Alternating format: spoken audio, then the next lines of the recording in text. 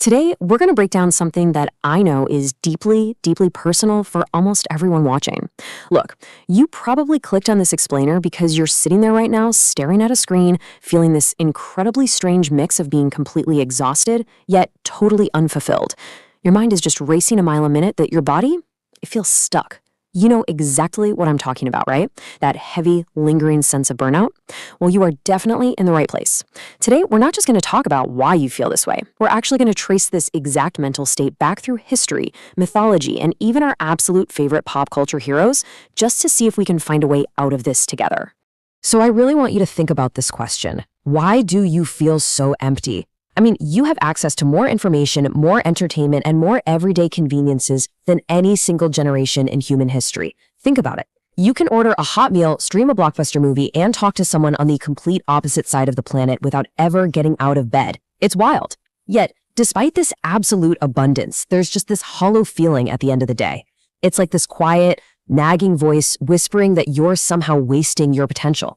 To really understand why this void exists, we have to look at the exact pattern you are running every single day.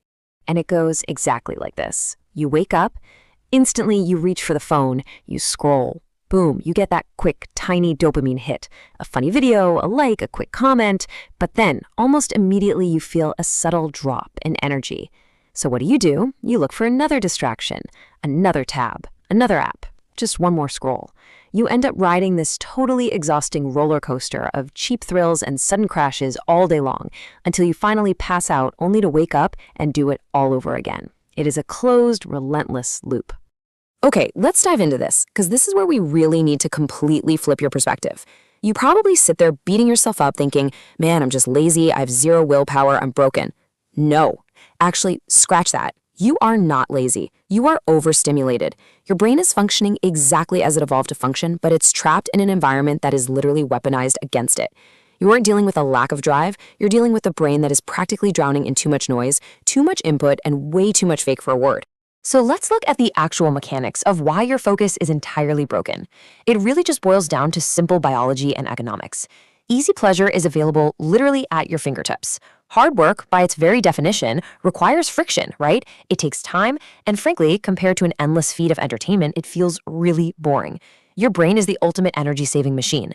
When you give it the choice between the grueling friction of, say, building a business, studying for an exam, or learning a tough skill, versus the instant zero-effort reward of scrolling, the brain is going to choose the shortcut every single time.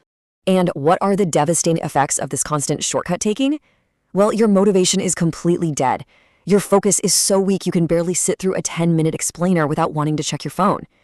Your guilt is sky high because you know, deep down, you should be doing better. And your physical and mental energy is just chronically low. You are running on fumes. But before you start thinking this is uniquely a modern smartphone era curse, we need to slow down for a second and zoom out. Because this feeling of being overwhelmed, paralyzed, and totally disconnected from your purpose, it is not just a 21st century problem. In fact, some of the greatest figures in all of history and mythology faced this exact same mental collapse. The battlefield might look a little different today, but the war inside the mind, it's always been exactly the same. Section 1, Legends and Mental Collapse. Think of the ancient epic, the Mahabharata. Arjuna is standing on the ultimate battlefield. Look at his assets. It's wild. He literally had everything going for him. Unmatched skill, the absolute best weapons in existence, years of grueling experience and training. He was the ultimate warrior. But look at his reality. In the critical moment, before a single arrow was even fired, he mentally collapsed. He dropped his weapon. He was completely paralyzed by anxiety, overthinking, and total emotional overload. He literally turns to his charioteer, Krishna, and confesses, "I'm confused. What am I doing?" You know, just let the weight of that sink in for a second. Here is a legendary hero at the absolute peak of his physical abilities, standing exactly where he's supposed to be, and he feels entirely lost. He's completely paralyzed by the what-ifs and the sheer weight of the moment. He was trapped in his own mental loop, very much like the scrolling loop that traps us today. And this brilliantly illustrates a pattern we see repeated in real human history too. Take Napoleon Bonaparte. On one hand, a man who literally conquered the known world through sheer strategic brilliance and willpower. But on the other hand, his eventual downfall wasn't just because he faced superior enemy armies. It was actually due to his own overconfidence, a sudden lack of mental control, and emotional imbalance.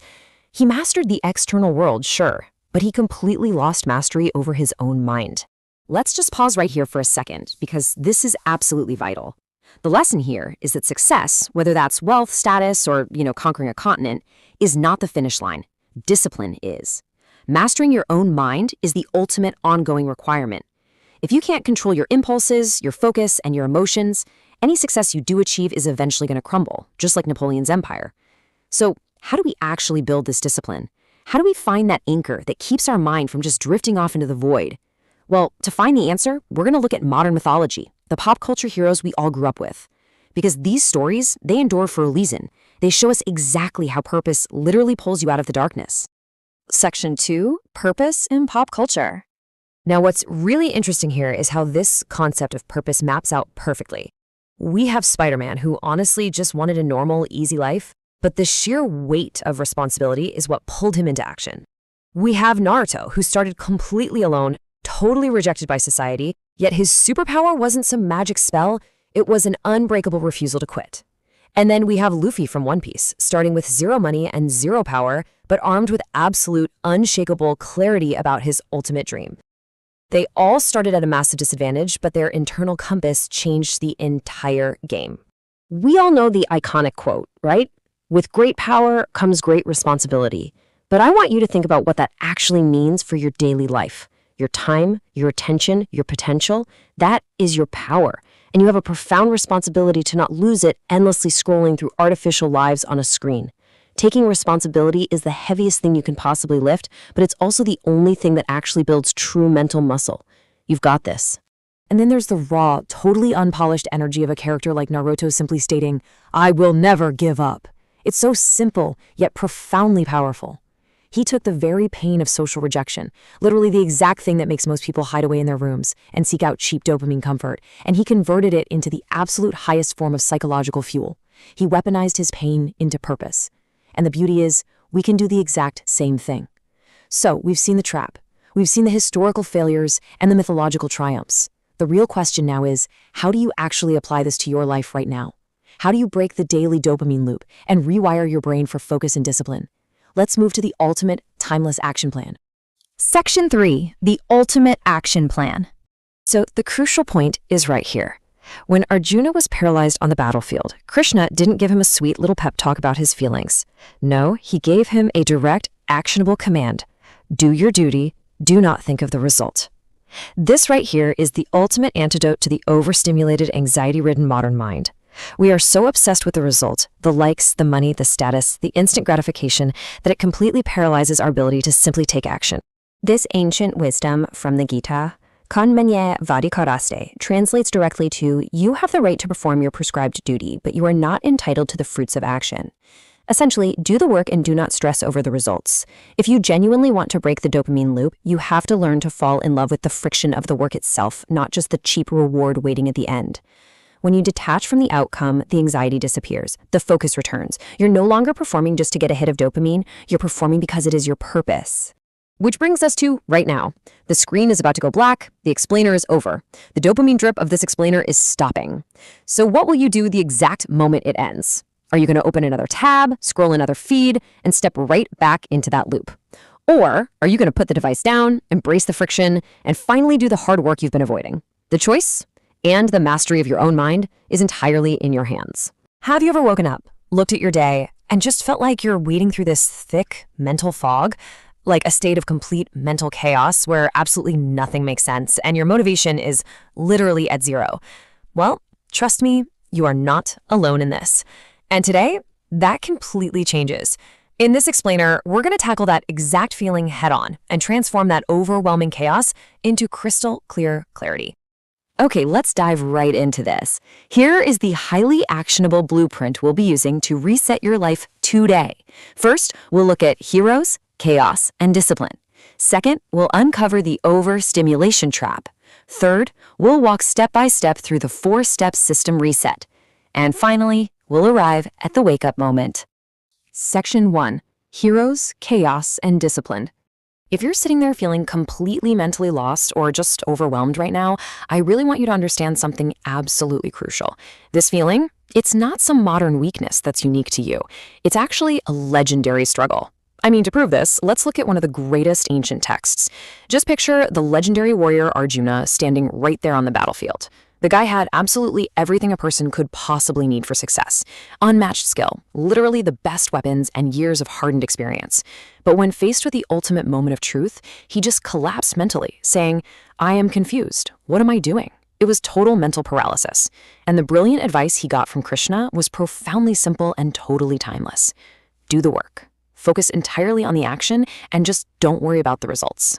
And you can see how this theme builds across history, right into the stories we absolutely love today. Notice the tragic downfall that comes from a lack of control. I mean, think of Napoleon Bonaparte. The man literally conquered the world, yet his ultimate downfall came from overconfidence and just a deep emotional imbalance. Now contrast that with the triumph of sheer clarity and discipline. Think of iconic characters like Naruto, who started completely alone, constantly rejected by everyone, yet he triumphed because he made a rule to just never ever give up. Or Luffy from One Piece, started with no money, no power, but had this absolute unshakable clarity in his dream. So what does this all actually mean? The crucial point here is that success is not the end goal. Discipline is.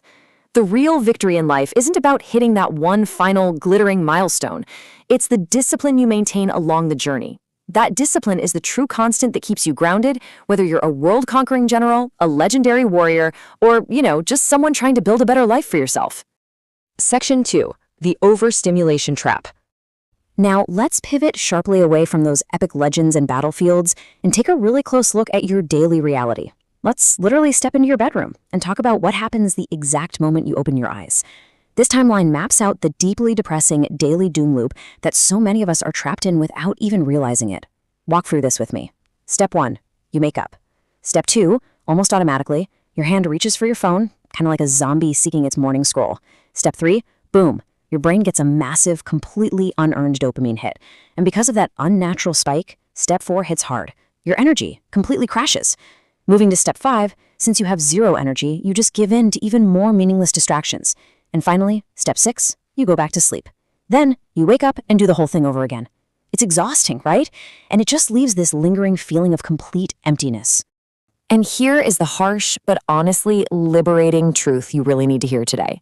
Because of this endless loop, you might look at your life and think to yourself, man, I am lazy. But the reality is simply this: you are overstimulated. You're sitting there constantly blaming your character when you really should be looking at your highly addictive environment. Let's actually look at the biology of why you literally can't focus. It's pretty simple, actually. Easy pleasure is constantly available right there at the tap of a glass screen.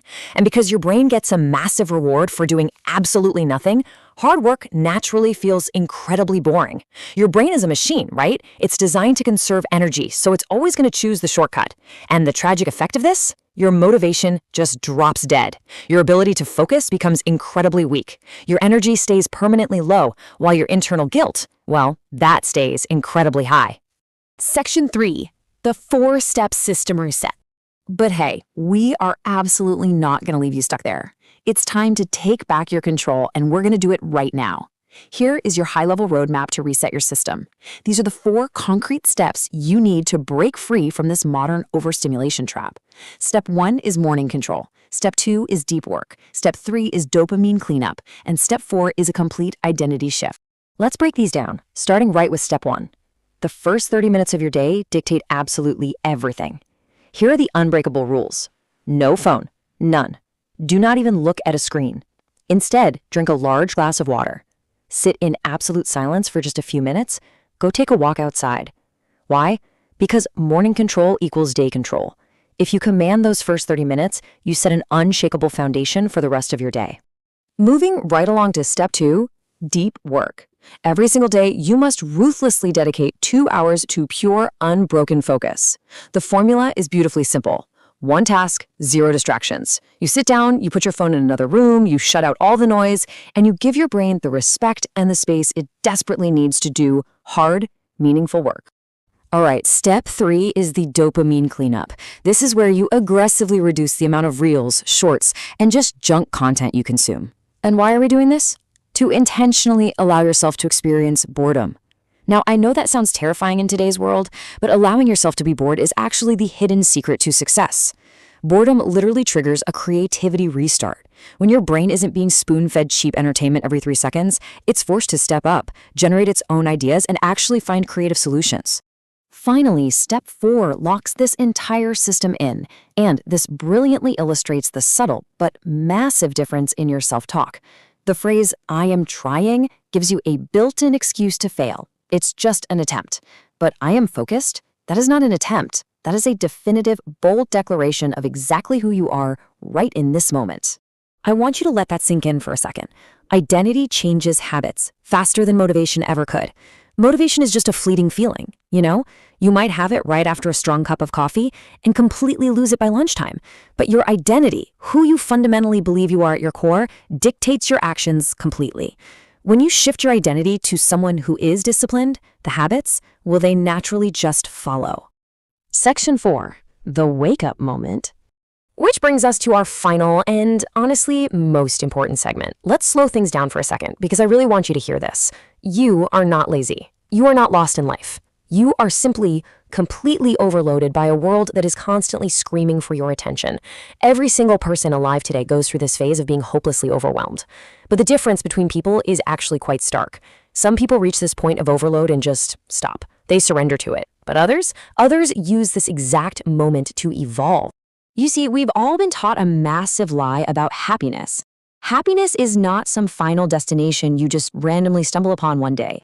Happiness is a system. It's a daily, deliberate architecture built entirely on 3 pillars. Number 1, discipline. Number 2, awareness of your actions. And number 3, total control over your attention. It's something you actively build day in and day out. So, I want to end this explainer by asking you one final, really powerful question. Ask yourself honestly right now, are you happy or are you just okay? Because let's be real, staying okay is incredibly easy. It's the default path of that doom loop we talked about earlier. But becoming truly alive, breaking through the chaos and finding real clarity, that is a choice, and it's a choice you have to make for yourself, starting today. Thank you so much for joining me on this explainer, and I really hope this gives you the exact tools you need to hit that reset button.